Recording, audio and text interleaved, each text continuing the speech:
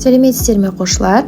Бүгінгі біздің қарастыратын тақырыбымыз арифметикалық амалдардың жазылу ережелері. Бүгінгі сабақта біз Python тіліндегі сызықтық алгоритмдерді жазуды бірге үйренетін боламыз. Математикалық түрлендірулер кез келген компьютерлік программалардың ажырамас бөлігі болып табылады.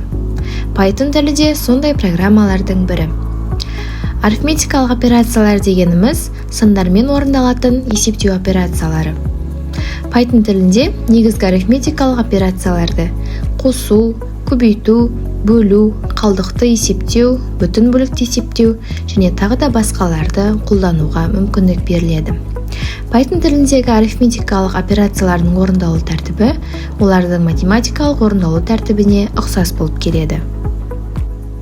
Берілген кестеде арифметикалық операциялар мен олардың белгіленуі және сипаттамалары көрсетілген.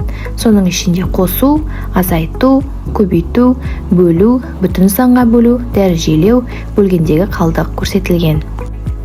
Арифметикалық өрнек дегеніміз сандық мәндерден тұратын және арифметикалық операцияларды қолданатын өрнек. Келесі біз арифметикалық өрнектердің бағдарламада жазылу ережелері мен нәтижесінде берілген мысалдарды қарастырамыз. Соның ішіндегі қосу амалы. Жалпы арифметикалық операциялардың орындалу тәртібі математикалық орындалу тәртібімен бірдей. Бізде бірінші өрнекте print жақшы ішінде 15 қосылған 5, екінші өрнек 13,4 қосылған 7, үшінші өрнек print жақшы ішінде 20 қосылған -3 өрнегі берілген. Келесі осы өрнектердің нәтижесіне қарайтын болсақ, яғни бірінші өрнек бізде 15 қосылған 5 өрнегінен нәтижесі 20 шықты. Келесі 13,4 қосылған 7 өрнегінен 20,4, ал 20 қосылған -3 өрнегінен 17 шықты. Келесі біздегі арифметикалық операция жаңағы қосу амалына кері амал, азайту амалы. Бізде бірінші өрнекте print жақшы ішінде 15 азайту 5, келесі өрнек print 13,4 азайту 7, үшінші өрнек 20 азайту -3. Астында нәтижелері берілген. Бірінші өрнек бойынша бізде 15 азайтылған 5 10-ға тең, 13,4 азайту 7 6,4-ке тең және үшінші 20 азайтылған -3 өрнегі 23-ке тең. Келесі арифметикалық операция бізде көбейту амалы. Оның орындалу тәртібі математикалық орындалу тәртібімен бірдей болып келеді.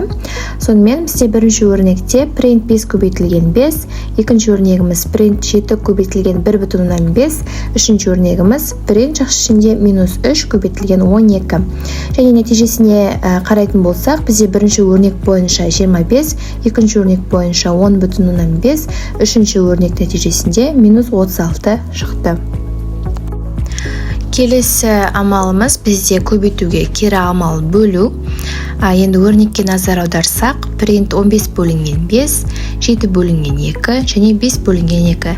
Нәтижесінде бірінші өрнек бойынша 3, екінші өрнек бойынша 3,5, ал үшінші өрнек нәтижесінде 2,5 шығады. Келесі арифметикалық операция бізде бөлінгендегі қалдық амалы. Ол бізде пайыз белгішесімен белгіленеді. Сонымен Python тіліндегі мысалға назар аударсақ, бірінші өрнек print 8 бөлінген 2, яғни 8-ді 2-ге бөлгендегі қалдықты есептейді. Келесі print 9 бөлінген 2, 9-ды 2-ге бөлінгендегі қалдықты есептейді. Ал үшінші 13,2 бөлінген 5, яғни 13,2-ні 5-ге бөлгендегі қалдықты есептейді. Енді нәтижесіне назар аударсақ, бізде 8 бөлінгендегі 2 қалдық 0, екінші 9-ды 2-ге бөлгендегі қалдық 1, ал 13,2-ні 5-ге бөлгендегі қалдық 3,2 деп жуықтап алсақ болады. Келесі бөлгендегі бүтін бөлікті есептеу, яғни ол 2 слэшпен белгіленеді. Енді мысалға назар аударсақ, бірінші өрнекте бізде print 21 бөлінген 4, яғни 21-ді 4-ке бөлгендегі бүтін бөлікті есептейді. Сол сияқты екінші өрнек 12 бөлінген 5, яғни 12-ні 5-ке бөлгендегі бүтін бөлікті есептейді. Үшінші 9 бөлінген 3, 9-ды 3-ке бөлгендегі бүтін бөлікті есептейді. Енді нәтижесіне назар аударсақ, бірінші өрнек бойынша бізде, яғни 21-ді 4-ке бөлгенде 5,25, оның бізде бүтін бөлігі 5. Екінші өрнек бойынша 12-ні 5-ке бөлгендегі мәні 2,4, оның бізде бүтін бөлігі 2. Ал үшінші 9-ды 3-ке бөлгенде бүтін бөлік ол қалдықсыз 3 болып табылады. Келесі арифметикалық операция бізде дәрежелеу, яғни ол 2 жұлдызшамен белгіленеді. Енді мысалға қарайтын болсақ, бірінші өрнек print, 2-ні өз-өзіне 3 рет көбейту, ал екінші өрнекте 8-ді өзіне өзін 3 рет көбейту. Нәтижесінде бізде бірінші өрнек 8-ге, яғни 2-ның 3 дәрежесі 8-ге, ал екінші өрнек бойынша 8-дің 3 дәрежесі 512-ге тең. Python тіліндегі арифметикалық операцияларды түсініп болсақ, енді математикалық өрнектердің Python тілінде жазылуын үйренетін боламыз. Математикалық басқа функциялар math модуліне біріктірілген. Pythonдағы модуль дегеніміз функциялары бар файл. Яғни, математикалық функцияларды программадан шақыру үшін import командасын қолдана отырып, math модуліне қосамыз, яғни импорттаймыз.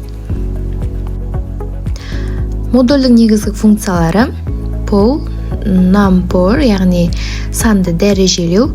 Бұл жерде num кез келген сан болса, ал power дәрежелеу.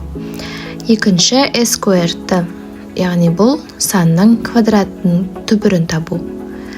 Келесі cell, бұл нақты санды ең жақын бүтін санға дейін дөңгелектеу болса, ал floor керісінше нақты санды ең кіші бүтін санға дейін дөңгелектеу.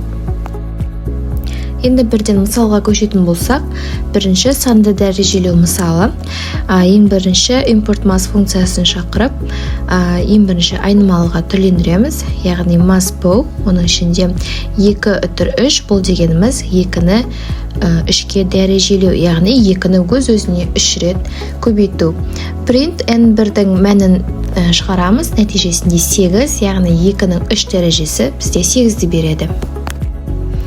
Келесі санның квадрат түбірін табу мысалын қарастыратын болсақ, бізде мысалда бірінші import math функциясы шақырылған.